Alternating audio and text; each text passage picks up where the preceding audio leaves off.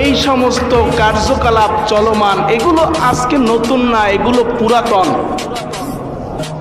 ওই সেই ইব্রাহিম আলাইহিস সালাম থেকে। ইব্রাহিম আলাইহিস সালামের সাথে দেখা করলে তাইলে আমাদের রক্তে তাউস তছনছ করে ফেলবে, অতএব ইব্রাহিমের সাথে দেখা করায়ও না। লম্বা ঘটনা সংক্ষেপ করে বলতেছি, ইব্রাহিম আলাইহিস সালামের এই কাণ্ড দেখে দুইটা রাওয়ায়াত আছে। এদিকে ইব্রাহিম আলাইহিস সালামের পরে তো ওই যে নমরুদের, ইব্রাহিম আলাইহিস সালামকে আগুন থেকে উঠানোর পরে আসার পরে এদিকে আল্লাহ তাআলা রব্বুল আলামিন বলতেছে, ইব্রাহিম তুমি ভয় পেও না। এদিকে নমরুদের নাকের ভিতর দিয়া মশার ঘটনা তো শুনাইলাম, মশা ঢুকাইয়া আল্লাহ তাআলা শাস্তি দিয়া মারছে জুতা পিটা করে, ঠিক কিনা?